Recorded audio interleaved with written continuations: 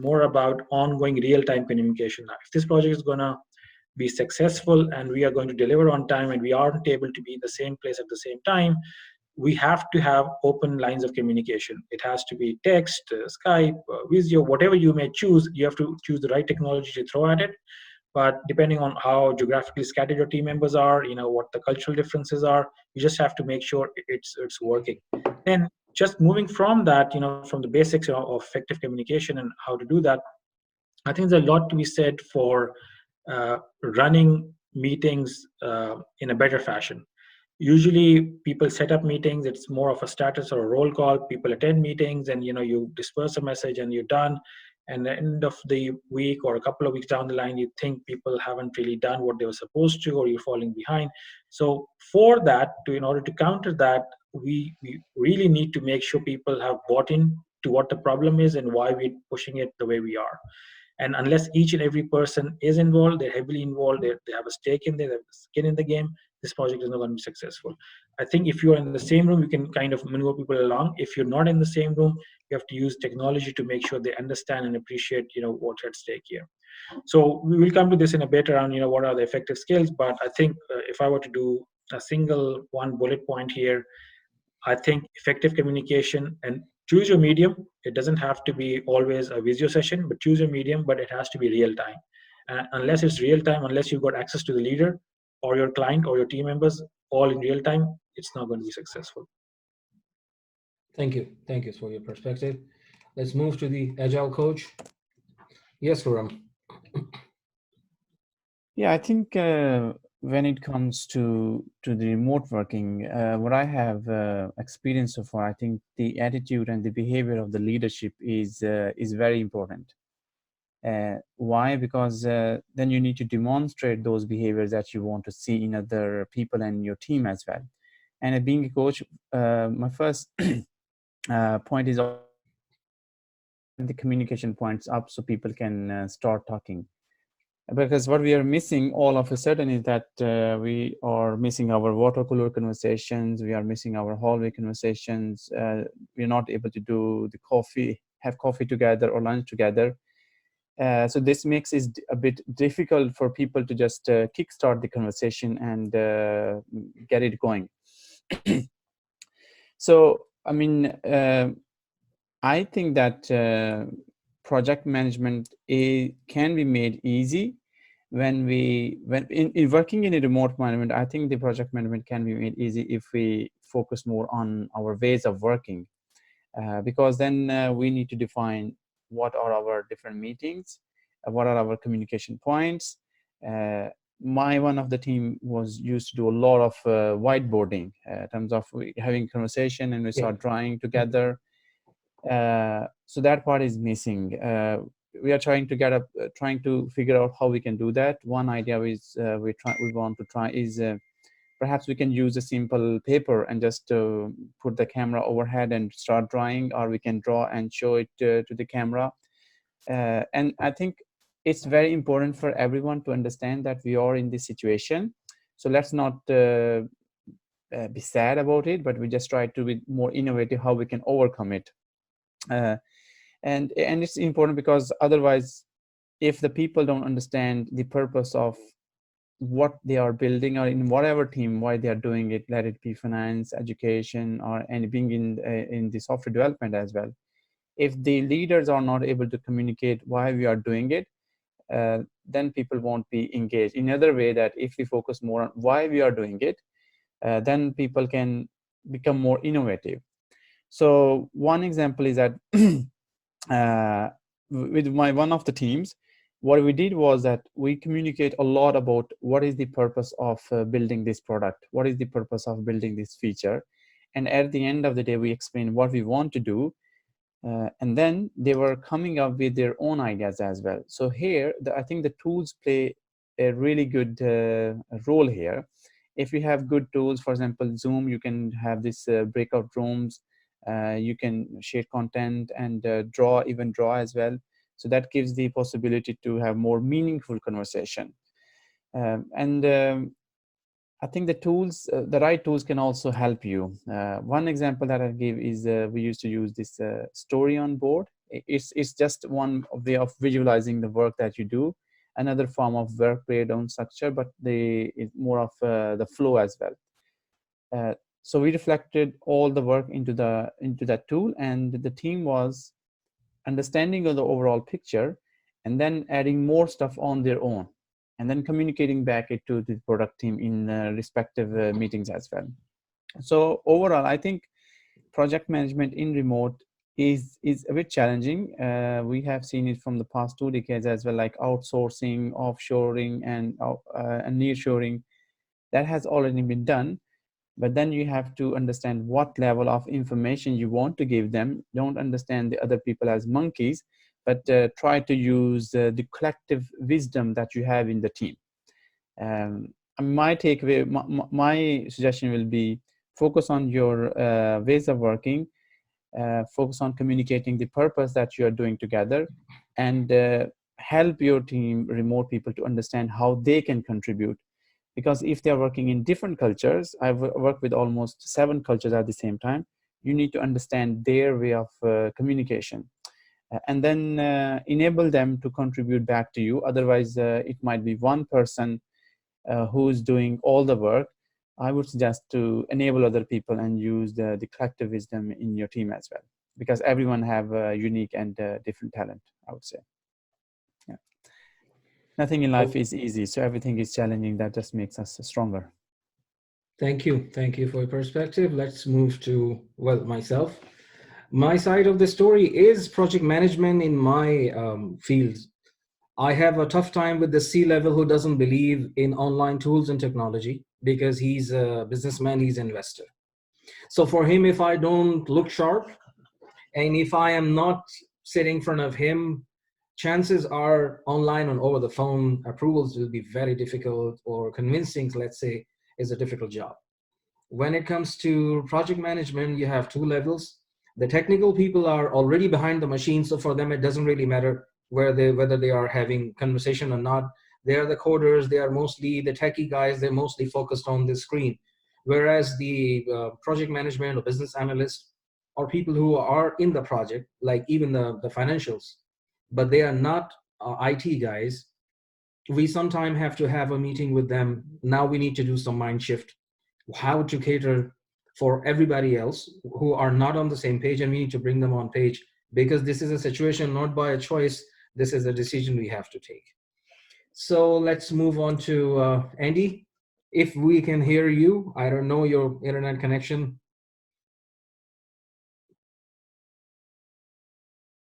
It looks like it's a tough time for this poor boy. Can I No add way, one? man. Yeah, can I?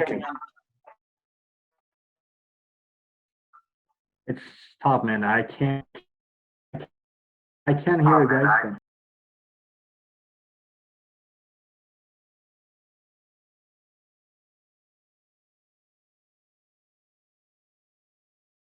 No problem. Andy, my suggestion for you would be to please, you can type your answer in chat, and we can then read as well, and then the attendees can also read. Okay, you can type. Do you see the chat window, right? It's on your right hand corner.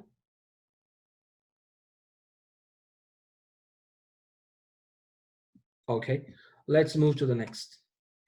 Compliance. I'm not from compliance myself.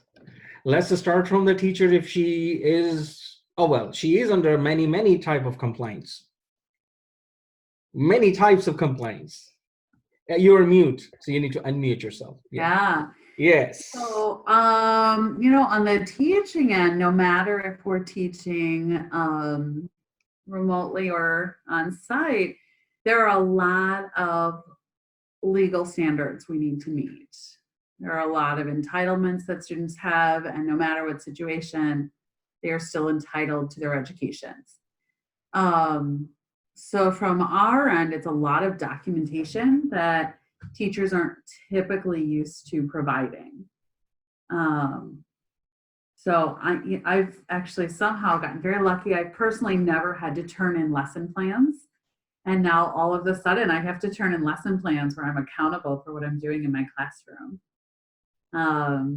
Teaching is a very strange profession in that we're kind of islands in our own rooms with our own students. And now it's on the World Wide Web for everybody to watch you teach. So I think it will change a little bit of the culture of teaching, where now everybody can see what you're doing. But on the other hand, it's a very shifting, it's a great paradigm shift for a lot of us to be so open, and really a lot of risk taking involved for a lot of teachers. I think there's a concern about what the accountability looks like on students, and compliance from students. And in our situation, we don't expect this to go on forever. So again, we're kind of a little lax on it. There are some districts where students are expected to be completing work for grades, and there are other districts where they are not expected to be completing work for grades. So I think that we lose a little bit of the motivation.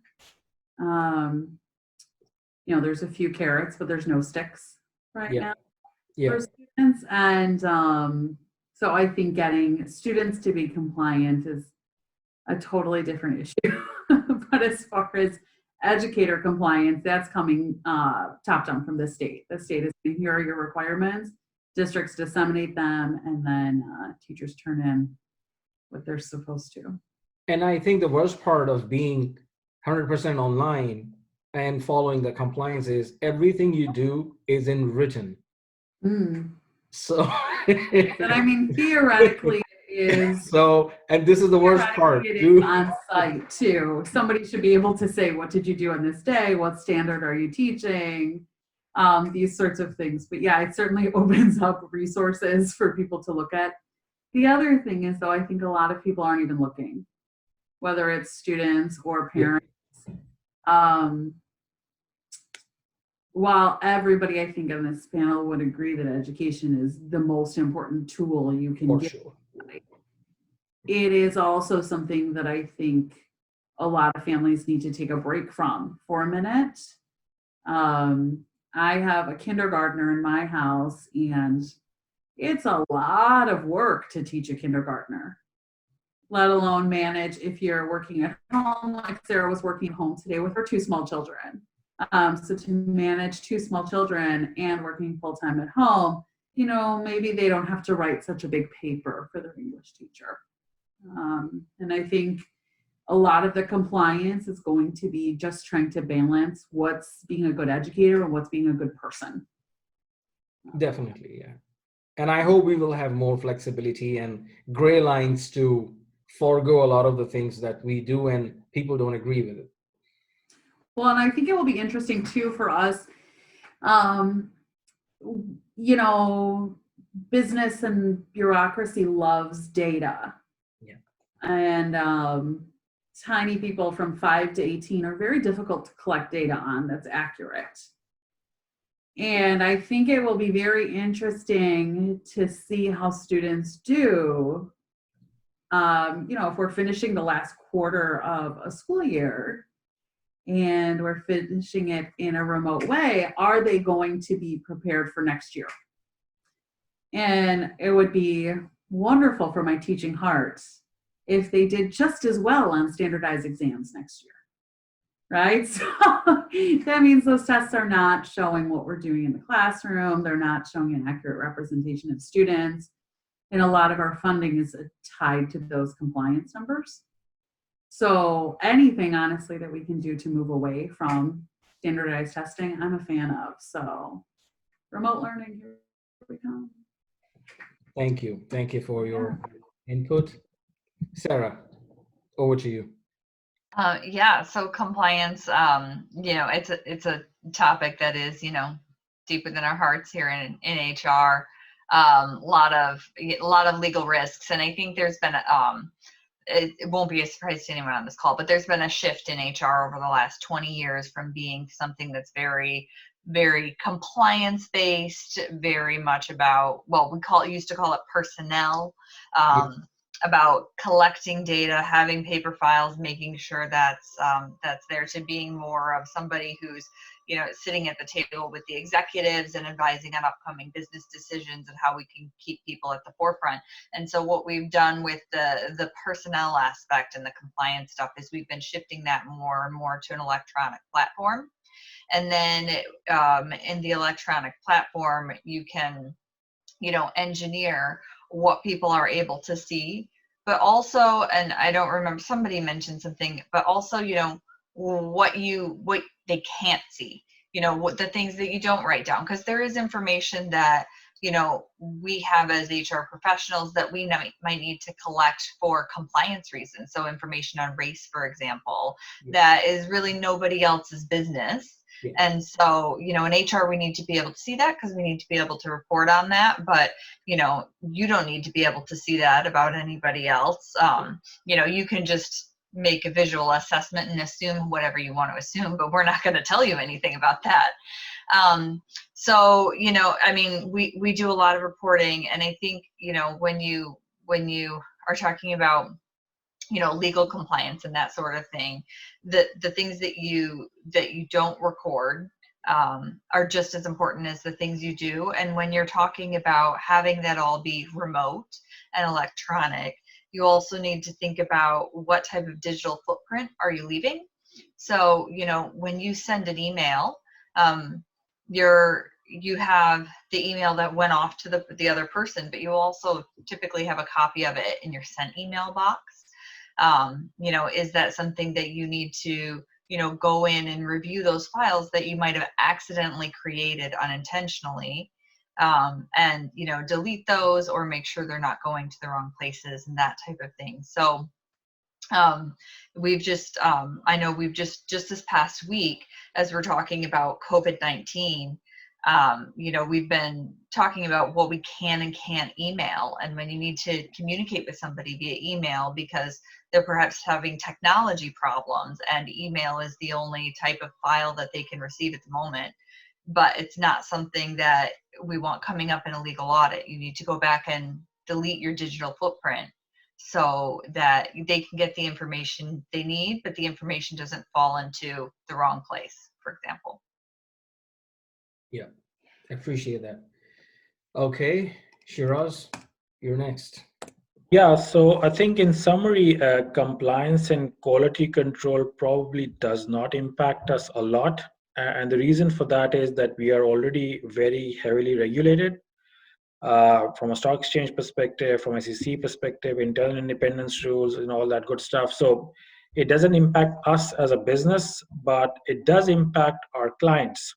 And sometimes you are engaged solely with respect to helping our clients demonstrate compliance with some of these topics. So from a service perspective, we do see a lot of issues cropping up in the last couple of months. And that's purely because business is not as usual. So they're having a hard time demonstrating that they exercised all controls and they had everything gone through the right channels. And because everybody's not in the same room, right? The delays, administrative delays on the, you know, digital approvals are kind of a lot more these days, and it could well result in a material weakness for them or an audit fail for them. So I think we're just trying to juggle that fine balance of what can and cannot be done within the bounds of digital reality. So with that said, I think it's also very important not to lose sight of responsibility and accountability. There was a good Harvard study done on the fact that if you have a heart attack in a subway, which is very crowded, you're very less likely to get saved because everybody's going to think the other person is going to save this person. But if you have like one or two person in that with you at that point, you know, they're more likely to act very quickly and save very quickly, right? So again, everybody's responsibility is nobody's responsibility. So we have to kind of, with this digital world, new reality now, if you got 10 people on a Zoom call and the leader kind of allocates the task very generally that this team is going to do this, nobody takes it out as an action point. So you have to be very clear and crisp in your communication. Whose responsibility is this, and when do we expect to see this done by? Otherwise, you will get a fail on the compliance or the quality control side. So I think that sort of issue is coming up again and again, because if you are again in the same room on site, you would definitely get somebody to action that very quickly. But people sometimes just wander into these calls thinking they're going to be entertained or something, just I don't have a speaking role, so I might as well just listen in. But I think we are changing that culture that if you're joining a call, you are supposed to do something, walk away with some action points. So I'll just leave it there. Okay, thank you. Let's take Khurram's point. Yeah, I was just trying to think for the compliance from my part of the world in my role is like, I would really look forward if Farouk can also add. But I think when it comes to compliance from remote workings, I see is the first thing is just to follow the HR policy, not to miss that. And besides that, we have a recommended list of the tools that we can use online. We just can't go and use any tools online because that's that there might be some privacy issues. So we try to use the recommended tools, the list of recommended tools. And the next is another is like people can be joining from any location. It could be from cafeteria, it could be from a subway, or it could be anywhere where they feel comfortable. But they should be mindful about not having confidential information when it comes to company and when it comes to the people as well. So, and of course, follow the HR. But I'm curious to ask Farouk, what else could there be? Yeah, thank you, Khurram. Yes, exactly. So one thing that probably I would like to bring it from the Agile perspective is that the first thing that we have in Agile world is that is called accountability and consultancy. So when we have projects going Farouk, on, the first just one thing I wanted to raise. Agile is a practice of project management. So some of us might not know exactly why we use the word this. The other thing is Farouk is from Blue Cross Blue Shield, and compliance is everything in healthcare. Absolutely. I mean, everywhere. Thank you, Naveed, for this one. So yeah. So the first thing is that in any kind of a project, when we have one aspect which we call as an accounting and who needs to be consulted. When that matrix is being defined at the team level, it gives a lot of what just Shiraz said. And Shiraz, I would recommend start using the Agile because that will help you guys a lot in identifying who actually needs, without just distributing the work. We put the work in a one basket and we let the people to take that work, and when they take the ownership of it, they are accountable for that one. So that is an aspect of that one. But now coming back to the Khurram's point, that how it all depends on what clients we are dealing with. If it is a healthcare, if it is an insurance, or if it is a financial sector, definitely there is a lot of compliance and QC involved in it. And how do we have to control that one? It is actually we in our world we use a Jira. That's one of the very good tool where you have to provide all sort of an information, all the progress that is being made on an individual story. And then that story does have a complete transparency that what caused this particular thing to get it done. So, I mean, that's one thing. The second thing is, if you are in a developer role, or if in a role where you are responsible for producing or extracting some kind of sensitive information, then definitely that is also being identified, and not everybody is within the team is allowed to go and do any sort of work that everybody is not allowed to do that work. I mean, definitely you have a specific role, having a proper access, and then that's the way you handle your stuff. So that's very much, I mean, again, depends on it in what industry you belong to, and then accordingly what are the compliance that you need to follow. And then accordingly, our projects are designed accordingly, and we try to accommodate all those things. Appreciate that. Okay, Andy, any luck with you? I can talk about it. Probably not. Oh, all right. Yeah, he sent a chat from US Bank, Big Data Developer Perspectives. Okay. Yeah, thank you for the chat. We can definitely read on. Yep. Let's move on quickly to the next one. We have a little bit of time. Naveed, can I quickly add one thing? I just wanted to correct it. I would say that Agile is not only for the project management. Right. I Exactly. felt it deep in the heart. The reason being, Oh, all right. Apologize. yeah. So it's. I would say this is a very big and huge misconception that we associate some unconsciously that it's a software development. However, it's more of a mindset thing. Like, how do we welcome change? How do we focus on communication? How do we focus on the feedback? And just to share that in Sweden, the GRIP and E program was built on using one of the framework from Agile, which is called Scrum. And I know that people are also using Agile ways of working. I usually refer to the ways of working or the mindset in HR. They are using it in marketing. Even there is a beyond budgeting concept in finance as well. So and it's not only applicable for the software developers, it's applicable to the leadership as well. So people are talking about organizational agility, people are talking about the leadership agility, and people are talking about the agile in the team as well. So I felt like just wanted to No, thank you take for a moment highlighting out this. and clarify that No, thank you. from my Really side. appreciate Yeah. it. In Thank fact, probably if we all agree, we might do one session on Agile, how we can use other than the software industry, because it was launched, I guess, originally by the software industry, and now it's floating into different directions. So we need help with the Agile coaches like yourself to tell us how we can include this agility and practices in education, in let's say HR, in business management and leadership. We will definitely take this on the next session. So Absolutely. I'm going to combine the two questions into one, which is teamwork. And the next one, if I go, is motivation, because somehow teamwork and motivation overlaps with each other. So I'll start with Jillian. Teamwork and motivation. How do you see your peers, your students being motivated and working as a team? Oh, teamwork. Let's do it. I think a lot of the teamwork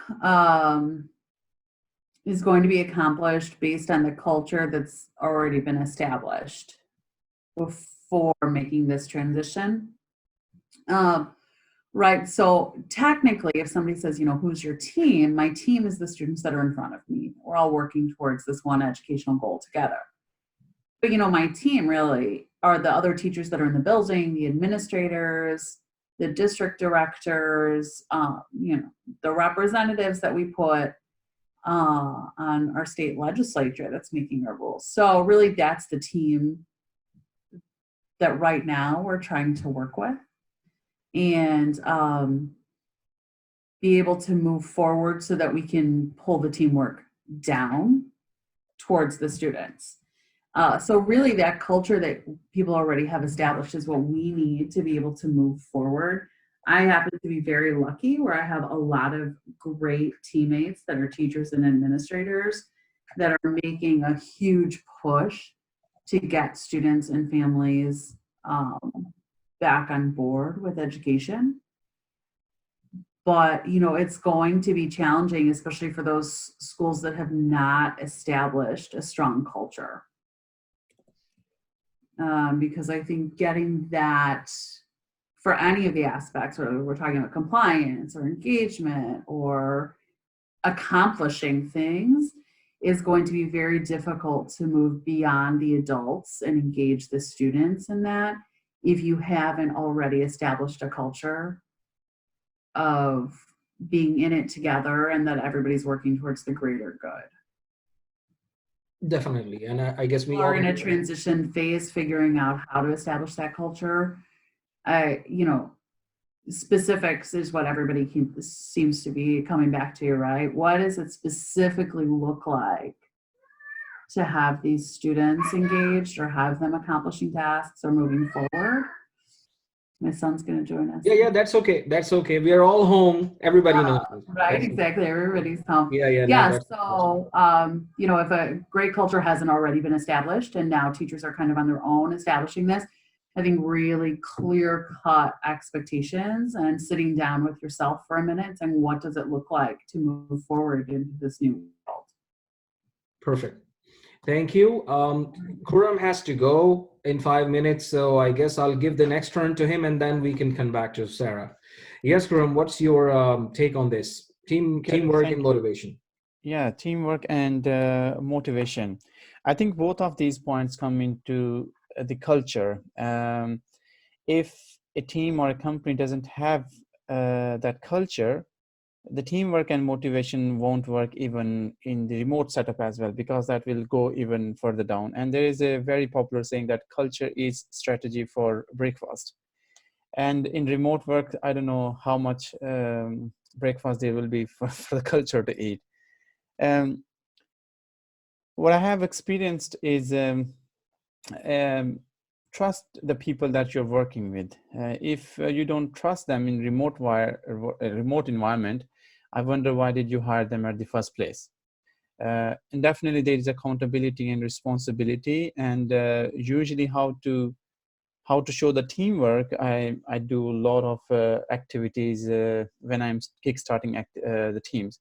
The reason being is because we are moving from one aspect of individual performance, and moving from individual performance to the team performance or team goals takes some time for people to understand.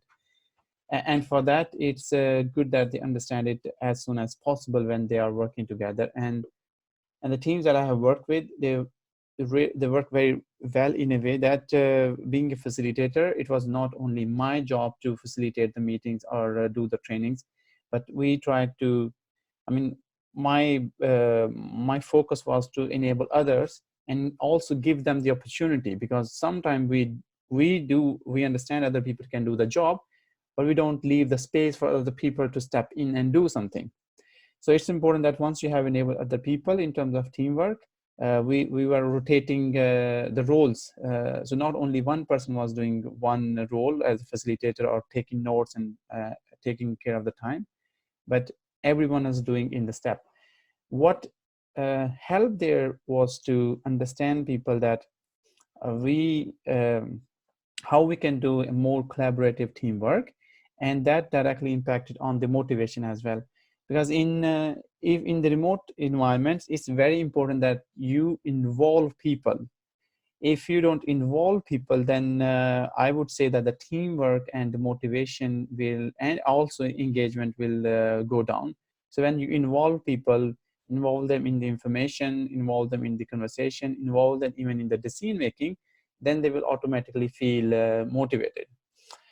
So it's just but to summarize, I feel like, and even we are also doing some online activities that focus on teamwork. And the trust is one thing that can help there, but it's not easily built. And I hope that by doing some activities, let it be online or inside, talking about it, actually talking about the teamwork and talking about the motivation, just to build a vocabulary in the team, can also benefit the team as well. Yeah. So that's what I would, I think we can keep on talking and give more examples in terms of doing stuff, but I think this is another good time for that. No, but I have to leave. Thank you very much, everyone. I think it was very nice talking, even if it's almost 4 a.m. I might go out for a walk or something, but let's see what happens then. Thank you. Thank you so much for coming back. Thank you very much. Bye from my side. Forward to see you next time. Take care of yourself. Bye. So back to Sarah. Teamwork and motivation is a big part of your job. Yeah.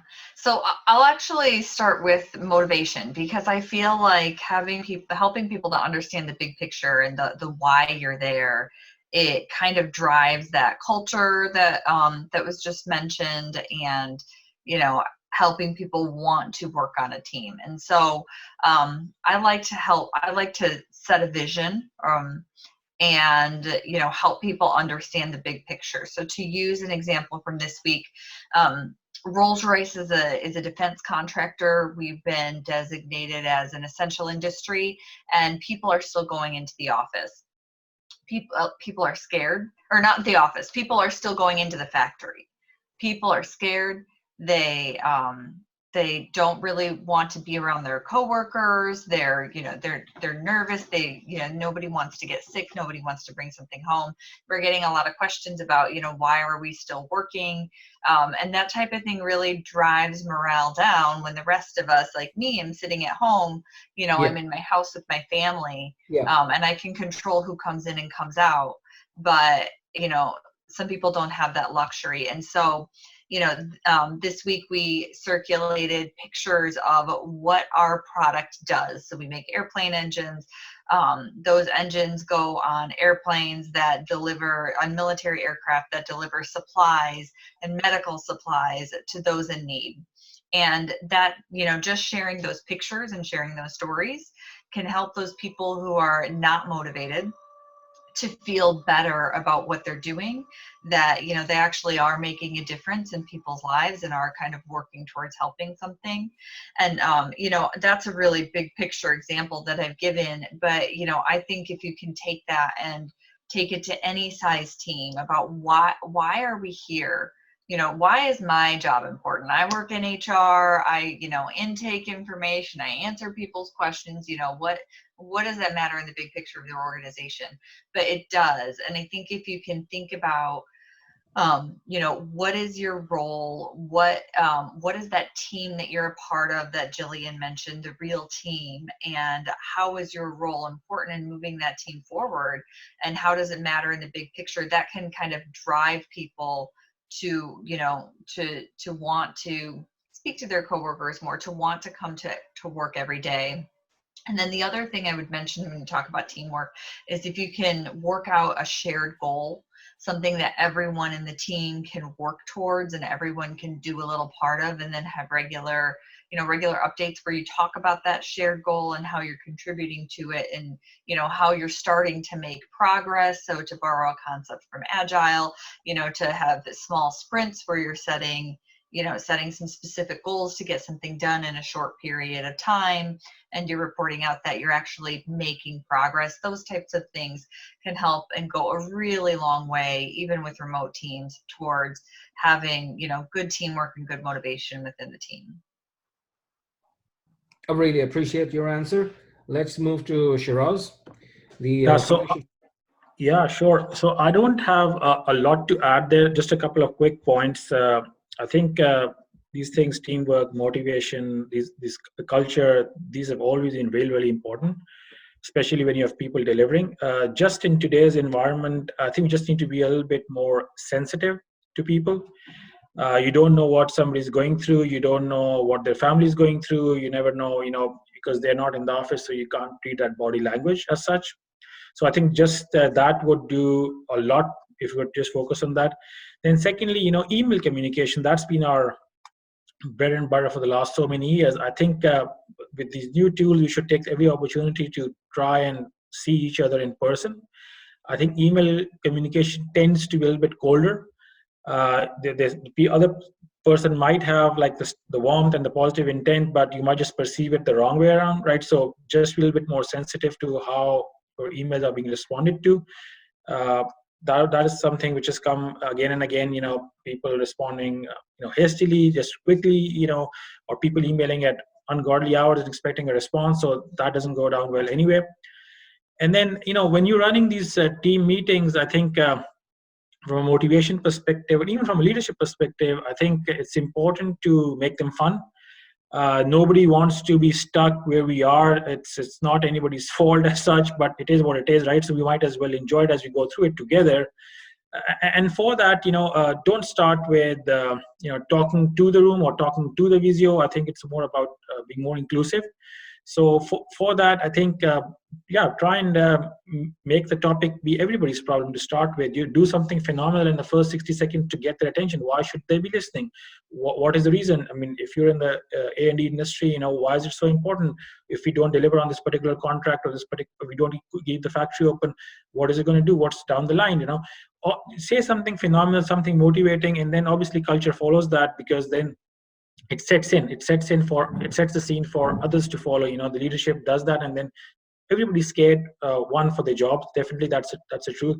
We might have good messages coming through from the industry, we're going to support you, but how long is it going to go? 2 months, 3 months?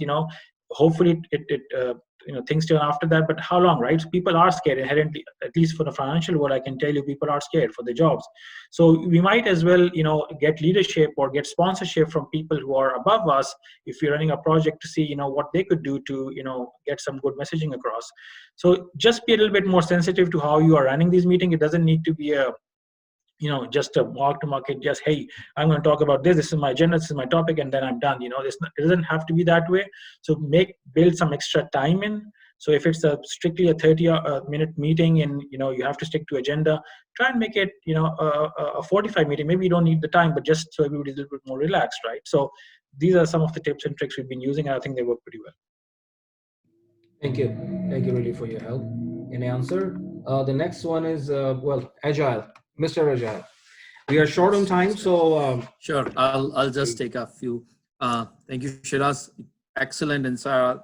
I really appreciate, and I totally agree to both of you guys. Just one practical example. Let me just share that one. When we started doing this remote work, I was talking to my manager, and we said, okay, because I deal with multiple teams and with multiple levels of management and all that one. So we said, how can we make it more productive? Like you guys just mentioned that one. So we are utilizing actually Microsoft Teams. We have opened a channel where we put our disclaimer that this channel is only for the team to share their creative work along with their kids, if they're playing, if they're doing photographs or whatever they're trying to get it done on a single day. Let's share that one. And then we are trying to provide each other kind of a sense of a life. Like as Shiraz just mentioned, that we are all sitting in our basements, in our rooms, and unfortunately we're not going out. So this is one of the way, first of all, to do the team building concept, not only for the work related, but also with your family. So when I recently did my own small studio with the help of my kids, and then I shared that studio concept before and after with my team, and I said, guys, this is all being done by my kids, and here are the pictures to prove it that they are doing all that fun thing. And trust me, I see a lot of changes, and I got a lot of questions from my other fellow colleagues, and they said, hey, I wanted to do this project with my kids. What are your thoughts on this one? I said, absolutely, just pick up anything and try to do it, and then share it, no matter what that project or what that thing that you did it, because this is a sense of accomplishment. When we accomplish something, then we all want to have some sort of a praise or some sort of a acknowledgement from the other fellows and colleagues. So I think that team building we have done somewhere from our own family point of view. And then we take that same concept, that same energy, because for me, last sentence is, you cannot motivate somebody if himself or herself are not motivated enough to participate. If you are motivated in your own self, trust me, you are the one you can fire up the rest of the folks. You can bring some sense of humor. You can talk to somebody. You can reply to the email with a smiley face and say, okay, done. And all this kind of abnormalities, which are to me is the normalities, because in this kind of a situation, when there's a tense environment, specifically from everybody point of view, let's try to make it simple. And I told my team during the meetings, if there is a background noise, we are okay with that. If kids are shouting, if there is somebody's walking, if you have to just go and grab the glass of water, if you have to, that's okay.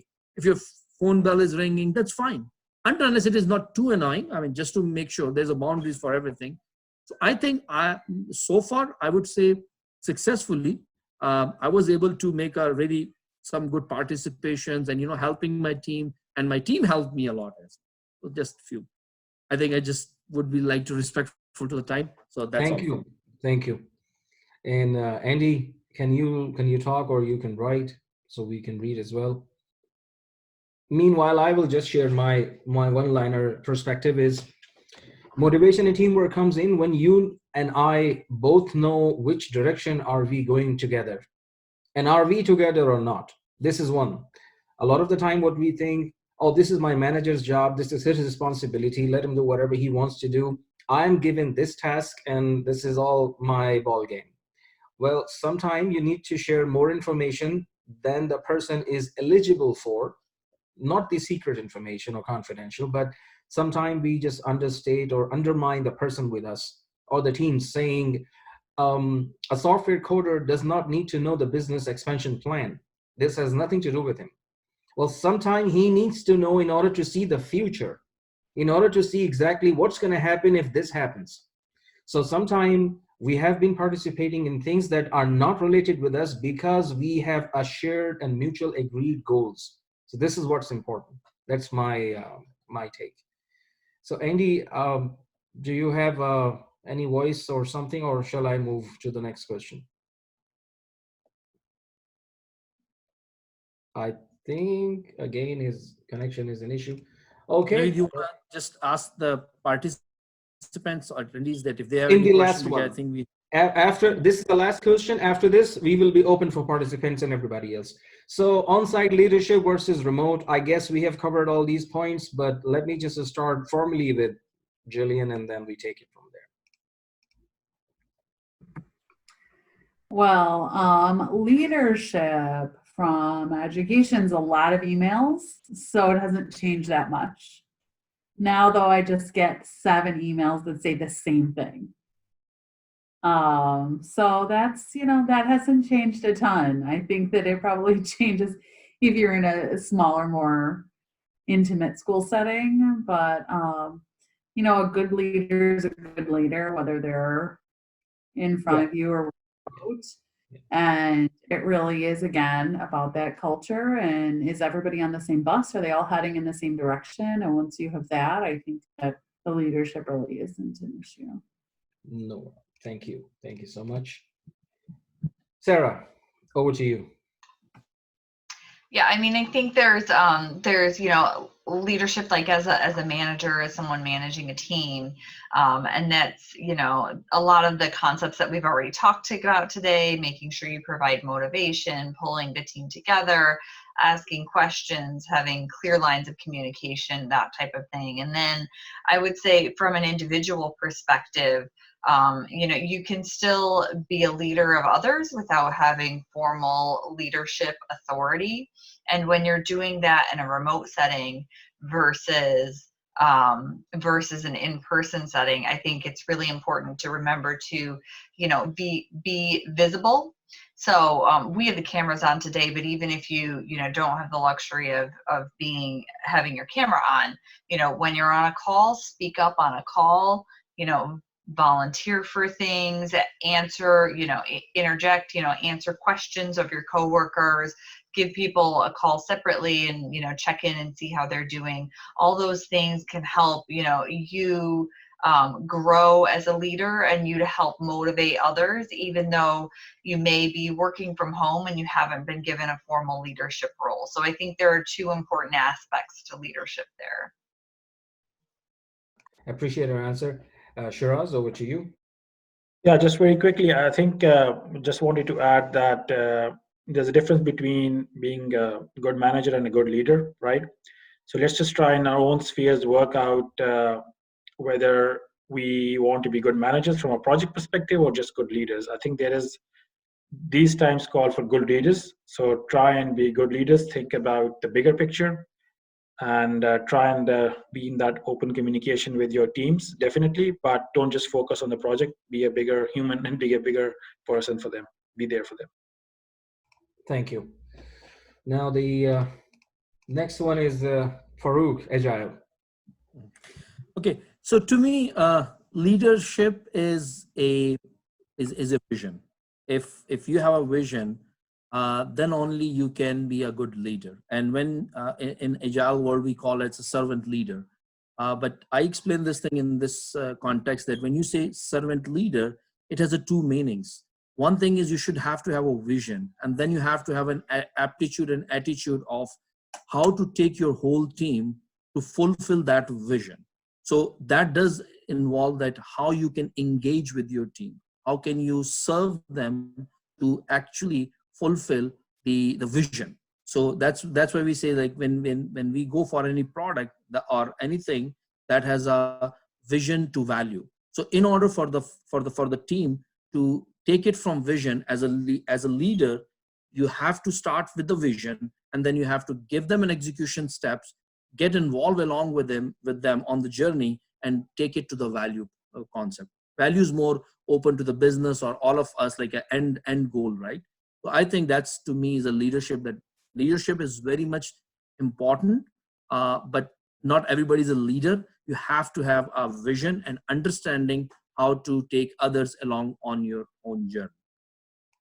Thank you. My perspective is a leader is you have to be a mother or a father to your colleagues and to your teams. You know, when there is a tornado outside and you calm your kids and you say, you know what, everything is gonna be okay, everything is gonna be fine. I think this is the time we are all being tested. When people are scared of losing their jobs, projects being closed, and a lot of things. Just a small news to share that Airbnb, they have paid from their own pocket 250 million to the canceled booking due to coronavirus.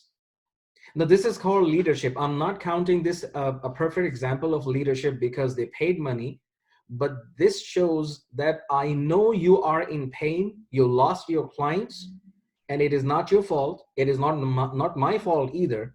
But if I could do something, I will do it, and I'm doing it.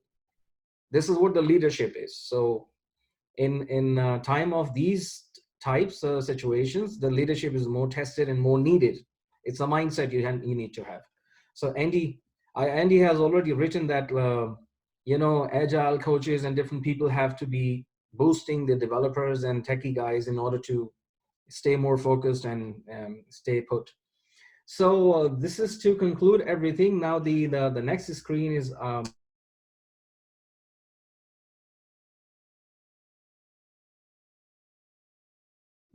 Naveed, you've gone on mute. Yeah, Naveed, you're mute. Sorry. This is an open question and answer session now. There was a gentleman, Amr, and he wanted to ask some question to Jillian. He was a high school teacher or something. I don't know if he's still online or he left. So if he's online, please type in some message so I can give you a mic and then you can talk. I don't know if. Yeah, I don't see the attendees list. I don't think he's here. Any attendee wants to speak, I can give you a mic. So you just have to type any message. That connection, man. I'm sorry about that. That's okay. I think any.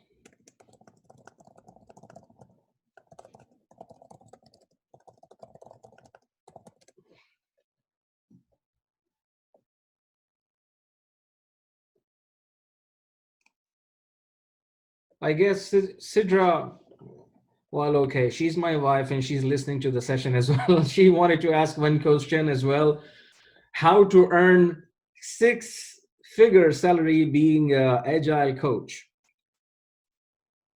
So, wow, she's gonna beat me. Okay, so. No, I don't think so. We were able to hear your question. Can you just repeat the question? Yeah, the question is, she wanted to ask how to earn 6-figure salary as an agile coach. We have an HR manager on board and we have an agile coach as well. This is a perfect scene.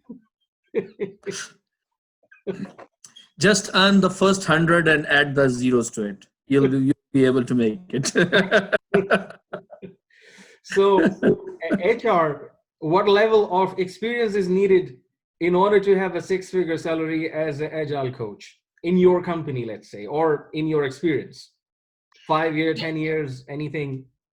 Yeah, I don't think there's a hard magic number where you would automatically get that. I think it's about, building your skill set over time. So, I would expect somebody with probably 5 to 10 years of experience, and just generally, I know that's kind of a wide range, but also I'm looking for somebody who's sharing their knowledge, who's bringing people along, who's maybe has a they've led some strong technical teams and shown some accomplishments along the way. And I think, as you start to build your resume and your accomplishments, that, that can lead you to salary growth with the right, with the right, with the right way to market yourself and, to sell those skills that you have. So I do think it's really important to be able to talk about your accomplishments and what you did and how you led the team. In an interview setting, when you're doing a salary negotiation, it's always really important to talk about, I did this. I know generally we talk about we and the team, but in a situation where you're trying to promote yourself, it's what did you do? What was your role? And so that would be my advice there. So sorry, Naveed, just to on a serious note, yes, it all depends on the experience, and it also depends on it how good you are in presenting your skills. Sometimes you might have a experience of 3 to 5 years, or might be you have a 5 to 10 years of an experience, but the way you have to present yourself and the confidence, plus along with that one, there is a certain sort of a certification roadmap that you have to follow, really being qualified for it. And it all depends. Then second important thing is it depends on which company you want to go, if it is a consulting company or if it is more of a full-time job. So these are all the areas, but on an average 3 to 5 years with a good practical experience where you can have a confidence to handle the teams, you can make any sort of that money. All right. So Andy just wrote the price in Chicago is about $140K, but my wife gets all the paycheck. My dear, all the wives gets all the paychecks. I think I need to change careers. This has nothing to do with this epidemic. This is a pandemic situation from the time of Adam and Eve. So there is no solution to that. So one question, I've received a couple of questions on WhatsApp, and the questions are, is HR is still hiring or not? Is it on hold, frozen, or what is it exactly? So I think it really depends on the job and on the industry. So, Rolls-Royce makes airplane engines. It's a tough industry to be in right now. If you're looking to be in hospitality or travel, those types of industries, you're probably going to struggle to transition employers or to find new work. If you're in other industries, yeah, things are going well. So, for example, my husband works in food production. They're working, they're hiring, they're growing. Business, it's a pandemic situation for all of us. It's scary, but we all still need to eat. And so I think it really depends on the role, the companies that you're looking at. But some people are absolutely still hiring. A lot of people are nervous, and that does kind of slow the hiring process, but it shouldn't discourage you from applying for the right opportunity if you find it. If companies are posting positions and you're interested, I always encourage people to apply. If you don't express you're interested, they will not approach you for a job. Definitely. Yeah. Thank you. Another question came in that perhaps there will be a lot of terminations due to budget cuts, and people on higher packages above 130Ks will be the first target or a mandate given to HR. How true is this from your perspective? Well, again, I think it depends on the company. It depends on the industry. The government has been putting out, new laws and really looking at this. I mean, the goal of all of those things is to protect workers. Even the federal government does not want there to be mass layoffs. I know a lot of companies are trying to get creative. Even small companies, they don't want to lay off their employees. It's always a last resort. And so, are there going to be, businesses that have to fold as a result of this? Yes, yes, there will be. But I think a lot of companies are trying to find creative ways to preserve those employees. I mean, they're not creative ways that any of us are going to be super excited about. But it's, you know, a way where we can maintain employment and, you know, maintain employment.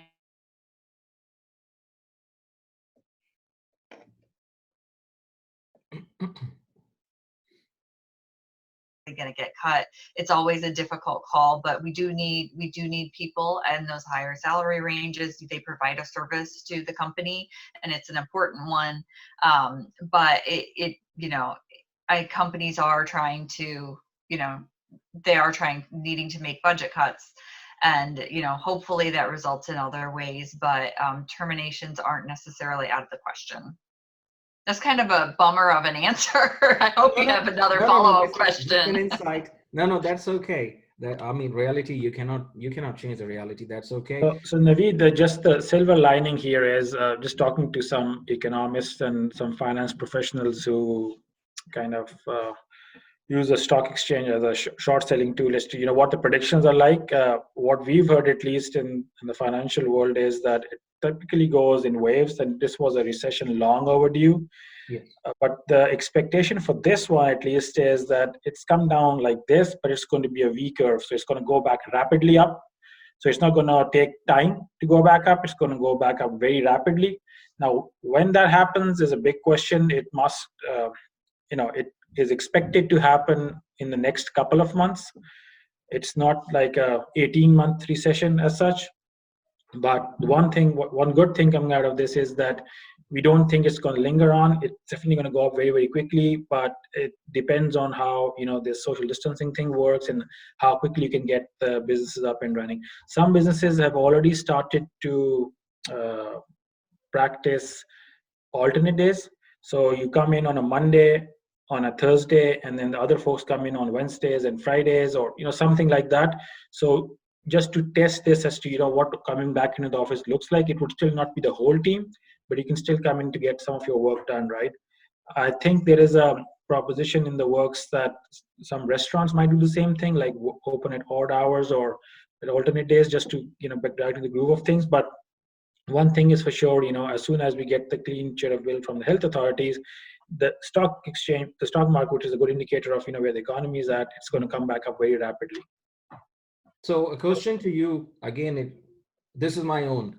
What if somebody wants to be in toilet roll business? What are the prospects? I think it's a bit late to start now, right? I don't know. There's always a high demand. I thought it's gonna be, actually, I went to the different business. I thought people gonna run for the food and canned food, but for some reason they ran for the toilet rolls. I think the immediate returns are with the immediate returns are with the hand sanitizer, though. Yeah, hand sanitizer is the best one. You know, I think that from the financial end, it's interesting to me to hear you say something like, "Oh, is everybody who makes a certain amount of money going to lose their job?" No, because there's only so much, right? Like, no, the people that are fancy with their fancy healthcare, at least in the States, right? And so I think the people that this is going to affect are the people that are always affected, which are the people at the lowest end of the income brackets.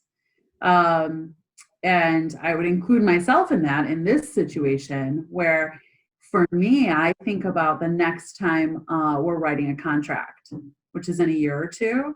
And then I think, oh gosh, we're not going to do well in our contract negotiations because we'll be coming out of this recession that has cost us so much money, that there isn't money available for that. Not all schools have locked down the number of teachers that they'll be employing next year. And if they've lost a ton of money, that could be a ton of teaching positions, which means that our students are in larger classes with less individualized attention. Yes. So I think that any time that we are in a position to be the better people, whether it's through my classroom, through working with our peers, through our neighbors, through our employees, through people that we manage, we really need to be conscious of looking for opportunities to help people recover. Because, you know, I'm not losing my paycheck right now, and that feels great. But the people that I interact with on a daily basis that will be losing their paychecks can't rebound as well as the financial markets will. So those financial markets can be deceiving in some ways when we look at them. And overall, the economy will probably recover pretty rapidly. But, you know, there are people right now that have money that are buying stocks because they know that's coming.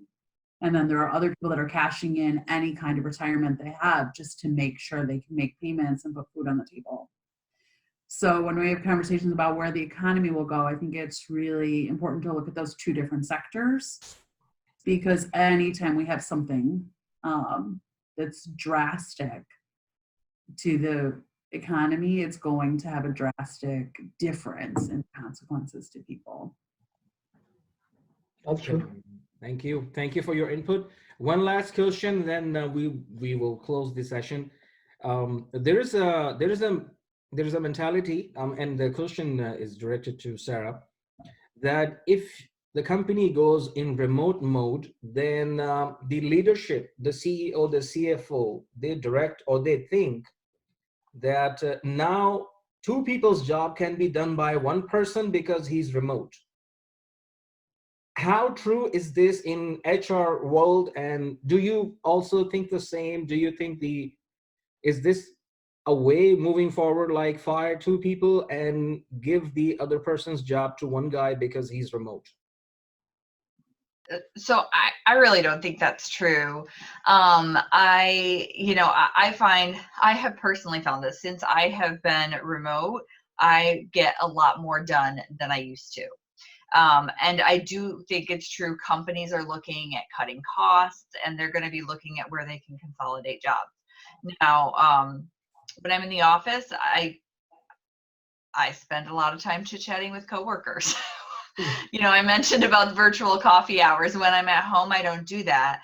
But I mean, I think across the board, it changes the way that you need to, you know, manage your team as a leader, because you cannot manage by who is in the office from this hour to this hour anymore.